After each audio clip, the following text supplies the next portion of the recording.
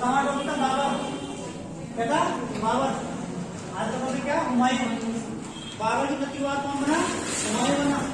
बाबर के 2 पॉइंट रह गए थे कल, ठीक है। बाबर ने एक तो चांदी का सिक्का चलाया था, उसका नाम था शाहरुख। बाबर ने चांदी का सिक्का चलाया था, चांदी का सिक्का चलाया था। क्या नाम था उसका? शाहरुख। शाहरुख था। बाबर के द्वारा चलाया गया चांदी सिक्के का नाम क्या था? शाहरुख। और बाबर ने अपनी आत्मकथा लिखी थी, आत्मकथा। आत्मकथा क्या नाम था उसका? बाबरनामा। बाबरनामा लिखी थी। इसको तुजुक ए बाबरी कहा जाता था। तुजुक ए बाबरी, ठीक है। तुजुक ए बाबरी ये कौन सी भाषा में लिखी गई थी? ये तुर्की भाषा में लिखी गई थी, क्योंकि बाबर की भाषा क्या थी? तुर्की थी। बाबरनामा या तुजुक ए बाबरी कौन सी भाषा में लिखी गई? तुर्की भाषा में। इसका फारसी में अनुवाद किसने कराया था? फारसी अनुवाद कराया था अब्दुल रहीम खान ने। अब्दुल रहीम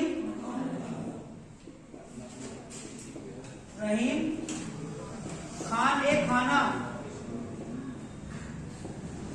अब्दुल रहीम खान ने कौन सी भाषा में अनुवाद कराया इसका? तुर्की भाषा में लिखी थी बाबरनामा या तुजुक ए बाबरी। और कौन सी भाषा में अनुवाद कराया? किसने कराया? फारसी में, ठीक है। अब उसने पूछा था बाबरनामा का अंग्रेजी में अनुवाद किसने कराया था? पहला बेवरीज ने, श्रीमती बेवरीज, ठीक है। श्रीमती बेवरीज ने कराया था। श्रीमती बेवरीज ने बाबरनामा का अंग्रेजी अनुवाद कराया। कौन सी भाषा में? अंग्रेजी में, अंग्रेजी में, ठीक है। अब हमारा आज का टॉपिक क्या? हुमायूं। क्या पढ़ेंगे हम? हुमायूं। ये बाबर के कुछ पॉइंट बचे थे, मैंने यहाँ बता दिए, ठीक है। अब जब बाबर की मृत्यु हुई तो बाबर के कितने पुत्र थे? 4 पुत्र थे। बाबर के 4 पुत्र थे और चारों पुत्र में से बड़ा कौन था? हुमायूं था, ठीक है। तो अपने बड़े बेटे को अपना उत्तराधिकारी बनाया और ये कहता कि मेरी जो जितनी भी संपत्ति है उसको चारों बेटे में बांट दिया जाए। ये बताया गया था। चारों बेटों को बांट दिया किसने? हुमायूं ने। कहीं ना कहीं हुमायूं की असफलता के कारण यही थे। इतने सारे जो संपत्ति थी उसको अपने भाइयों में बांटना भी इसकी असफलता का कारण बताया गया, ठीक है। तो क्या करेंगे यार? हुमायूं पढ़ेंगे, ठीक है।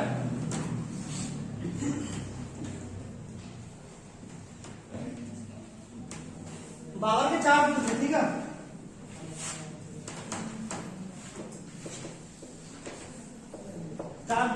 कौन कौन थे? एक तो था हुमायूं, एक था कामरान, एक था अस्करी और एक था हिंदाल। तो बाबर का जो बड़ा पुत्र था वो क्या था? उसका नाम था हुमायूं। बाबर की मृत्यु कब हुई थी? बाबर की मृत्यु हुई थी 1530 ईस्वी में। तो 1530 ईस्वी में उसको कहाँ दफनाया गया था? काबुल में। यानी पहले दफनाया गया था आरामबाग में, आगरा का आरामबाग, और दोबारा कहाँ दफनाया गया था? काबुल में। जब उसकी वसीयत पर उसमें लिखा हुआ था कि मेरे चुने हुए स्थान पर मुझे दफनाया जाना चाहिए, ठीक है। तो 2 बार दफनाया गया था। कौन सा साल था? इसको 2 बार दफनाया गया था। कौन था? बाबर। एक बार दफनाया आगरा में, एक बार दफनाया काबुल में। और बाबर की मृत्यु के बाद तो शासक बना कौन बना? हुमायूं बना, ठीक है। हुमायूं बना। उत्तराधिकारी कौन बना? हुमायूं। हुमायूं पहली बार शासक बना था 1530 में बना था। ये रहा था 1545 ईस्वी तक, 1540 तक, लगभग 1540 तक था, ठीक है। 1540 तक बना था। 1530 से 1540 ईस्वी तक बना था हुमायूं, पहली बार शासक। लेकिन ये 2 बार शासक बना, 2 बार शासक बना। एक बार बना 1555 में सरहिंद के युद्ध के बाद, फिर रहा 1556 तक। बस ये 2 बार बना, ठीक है। एक बार बना 1530 में, एक बार बना 1540 में। कौन बना था? हुमायूं, ठीक है। हुमायूं शासक बना 1530 में। इसकी मृत्यु के बाद, बाबर की मृत्यु के बाद बाबर का उत्तराधिकारी कौन हुआ? हुमायूं हुआ। और हुमायूं एक ऐसा शासक था जो ज्योतिष शास्त्र में विश्वास रखता था। ज्योतिष शास्त्र में विश्वास रखता था कौन? हुमायूं ज्योतिष शास्त्र में विश्वास रखता था और 7 दिनों में 7 रंग के कपड़े पहनता था। 7 दिनों में 7 रंग के कपड़े पहनता था। कौन था? वो हुमायूं था, जो 7 दिनों में 7 रंग के कपड़े पहनता था। ऐसे शासक का नाम बताइए जो 7 दिनों में 7 रंग के कपड़े पहनता था। वो कौन था? वो हुमायूं था, ठीक है। 7 दिनों में 7 रंग के कपड़े पहनता था।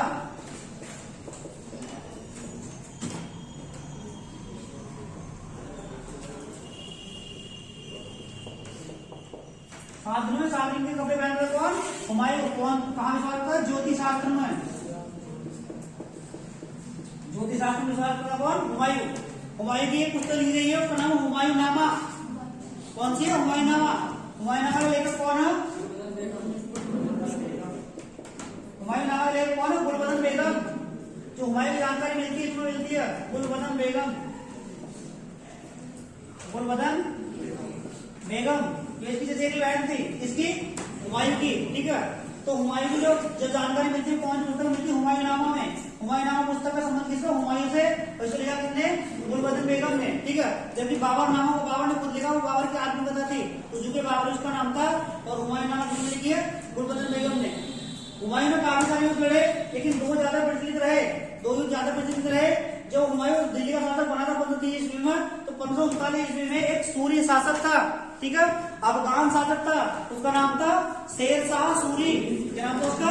शेर शाह सूरी। तो जो इसके प्रचलित जो युद्ध रहे, तो फिर एक चौसा का युद्ध रहा है, कन्नौज का रहा, ठीक है। हाँ, तो चौसा का युद्ध हुआ था, चौसा का युद्ध, चौसा का युद्ध, चौसा का युद्ध हुआ था। ये हुआ था 1539 ईस्वी में, ठीक है। ये चौसा कहां पड़ेगा? कौन से राज्य में पड़ेगा? चौसा कौन से राज्य में पड़ेगा?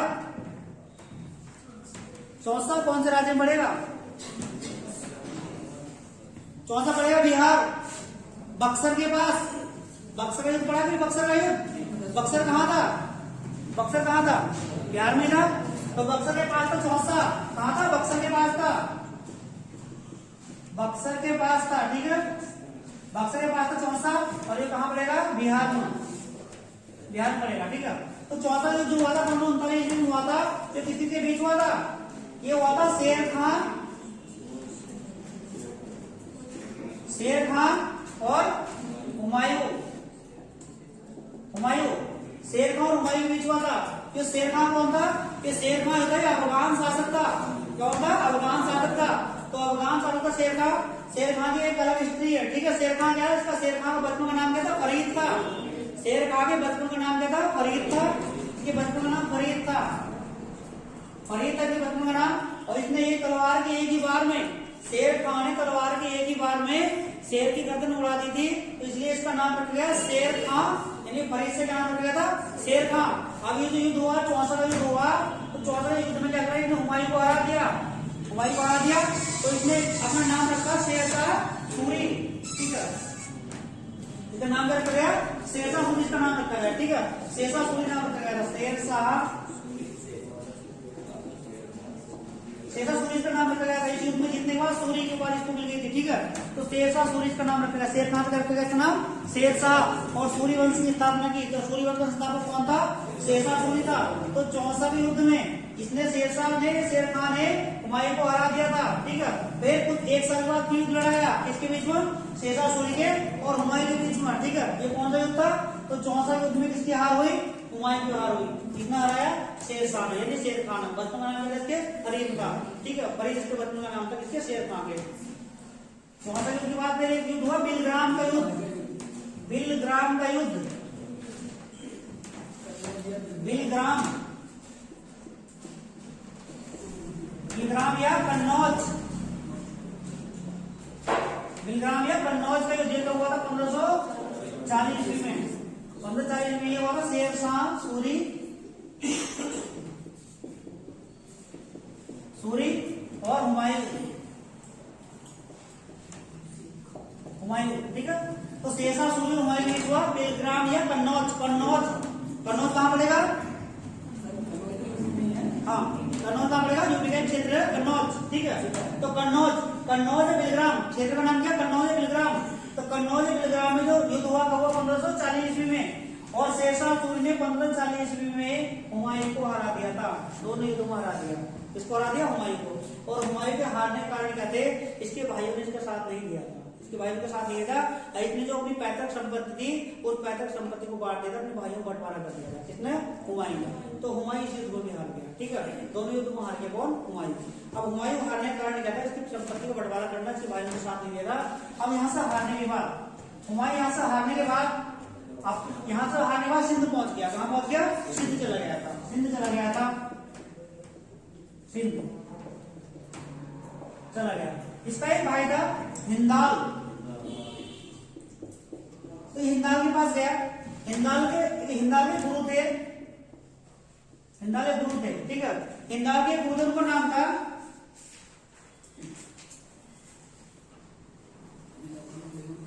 मीर बाबा दोस्त उर्फ मीर अली अकबर जामी। मीर बाबा दोस्त उर्फ मीर अली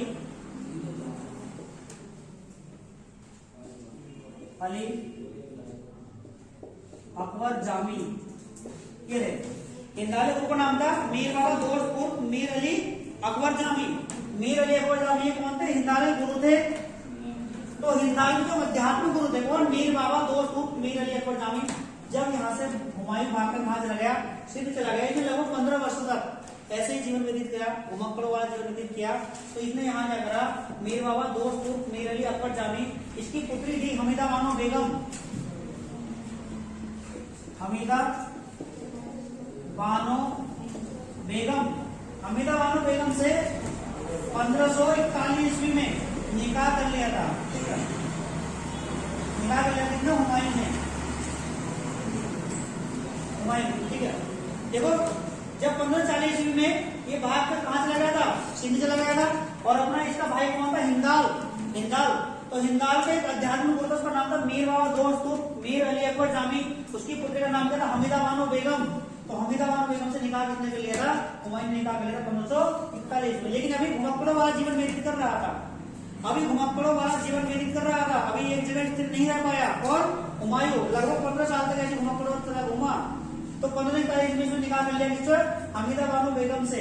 तो एक हमीदा बानो बेगम से एक पुत्र का जन्म हुआ, उसका नाम रखा अकबर। जन्म कब हुआ था अकबर का? 1542 में, ठीक है। राणा वीरसाल के महल में,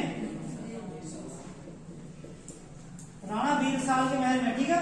राणा वीरसाल के महल में अकबर का जन्म हुआ था, अकबर का जन्म, ठीक है। तो अकबर का जन्म किसने दिया था? हमीदा बानो बेगम ने। अकबर जो सम्राट हुआ, अकबर का जन्म हुआ था 1542 ईस्वी में। अकबर का जन्म हुआ कहाँ? राणा वीरसाल के महल में हुआ था, ठीक है। राणा वीरसाल के महल में अकबर का जन्म हुआ 1542 ईस्वी में। और इसका विवाह कब हुआ था हुमायूं का? 1541 ईस्वी में, ठीक है। तो हमीदा बानो बेगम ने अकबर को जन्म दिया 1542 ईस्वी में राणा वीरसाल के महल में, ठीक है। लेकिन उसके बाद भी घुमक्कड़ों का जीवन व्यतीत करता रहा कौन? हुमायूं। हुमायूं ने कई बार भारत पर आने की सोची, लेकिन हुमायूं ने एक आक्रमण किया 1555 ईस्वी में। सरहिंद का युद्ध, सरहिंद का युद्ध लड़ा गया था, सरहिंद का युद्ध लड़ा गया था। तो इसके बाद ये भारत वापस आया, लगभग 15 साल तक ऐसे घूमता रहा, ठीक है।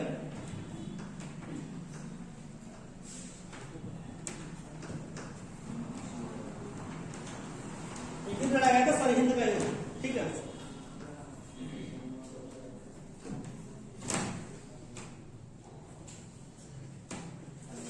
सरहिंद का युद्ध लड़ा गया था 1555 ईस्वी में। किसके बीच लड़ा गया था? एक सूर शासक था, सूर शासक, और किसके बीच लड़ा गया था? हुमायूं। हुमायूं के बीच लड़ा गया था। उस सूर शासक का नाम था सिकंदर शाह।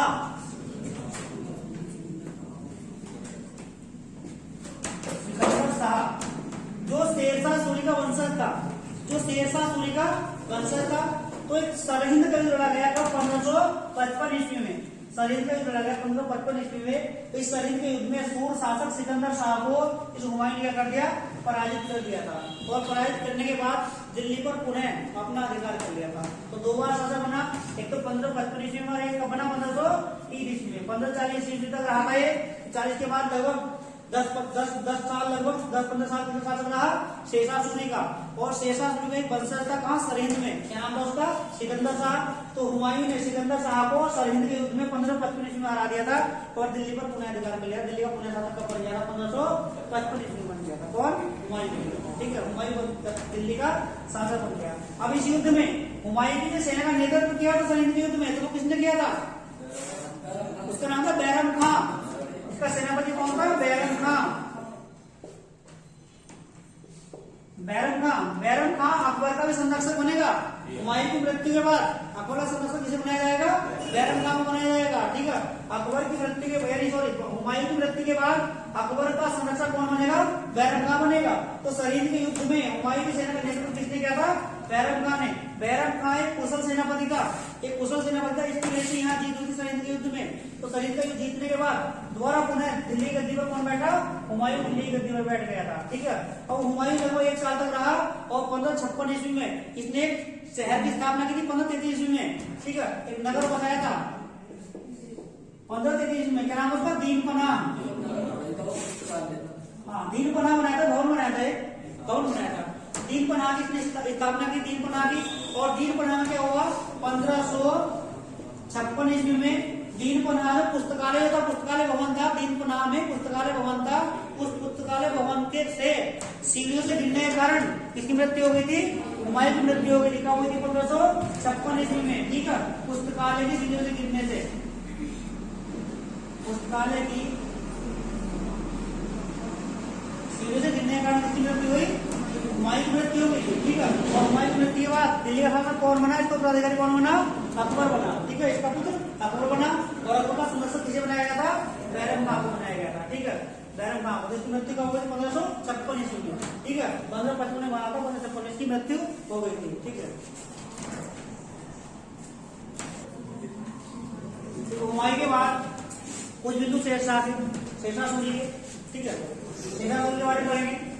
तो शेरशाह सूरी ने दिल्ली में कुछ वर्षों शासन किया, ठीक है। शेरशाह सूरी ने दिल्ली पर कुछ वर्षों शासन किया, दिल्ली पर कुछ वर्षों शासन किया 1540 से 1545 ईस्वी तक, ठीक है। 1540 से 1545 ईस्वी तक कोई दिक्कत नहीं।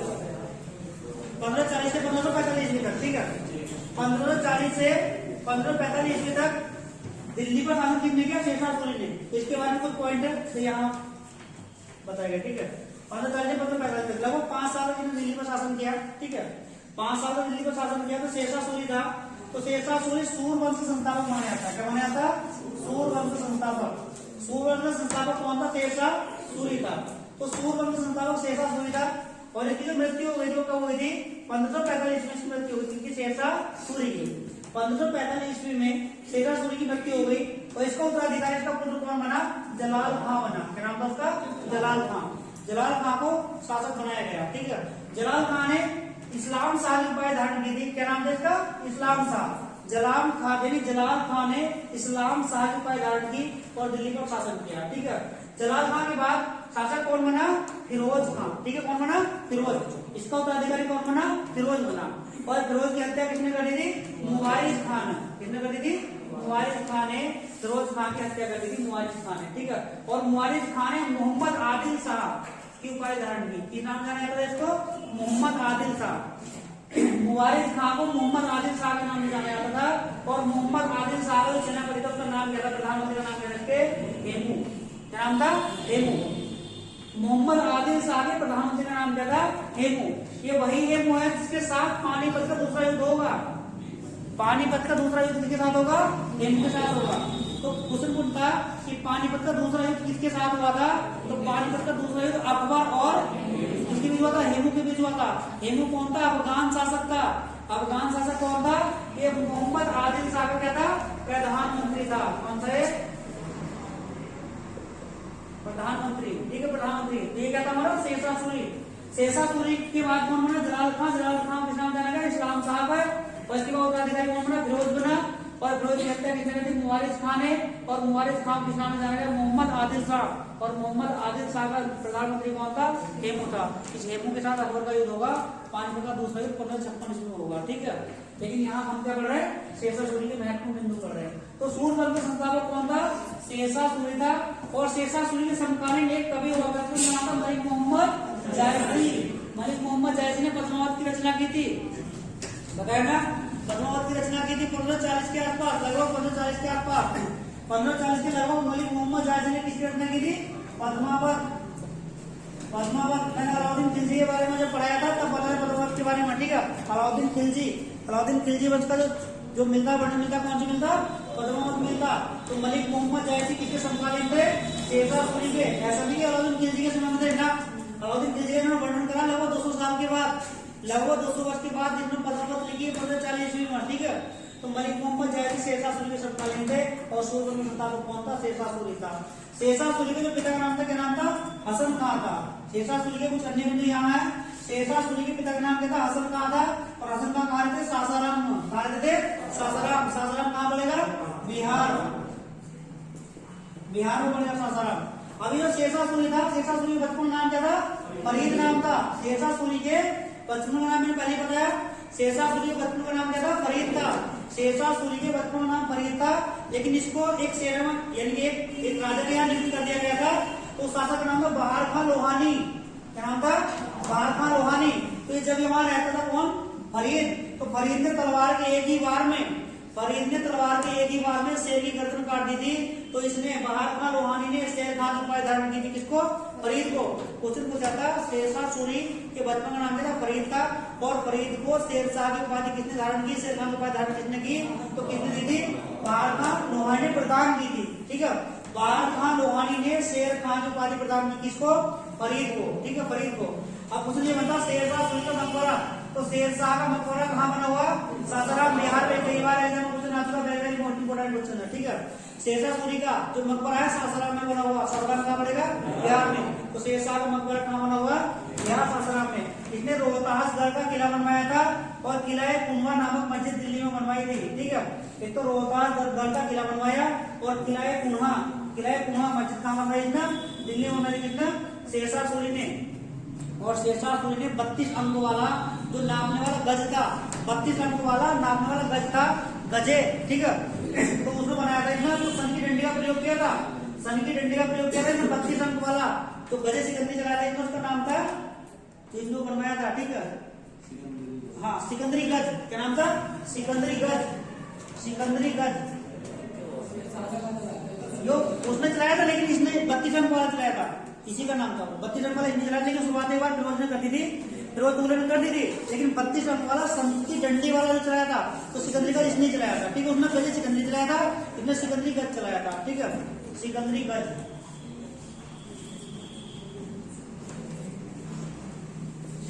चलाया था। कैसा? 32 अंक वाला चलाया था सन की डंडी का। और क्वेश्चन पूछा था ऐसा कौन सा शासक था जिसने भूमि नापने के लिए सन की डंडी का प्रयोग किया था? वो कौन था? वो शेरशाह सूरी था। ठीक है, सन की डंडी का प्रयोग किया था। अब क्वेश्चन बनता पट्टा प्रथा। तो पट्टा जो भूमि होती, तो पट्टे की जो भूमि होती, तो पट्टा प्रथा की शुरुआत किसने की थी? पट्टा प्रथा की शुरुआत किसने की थी?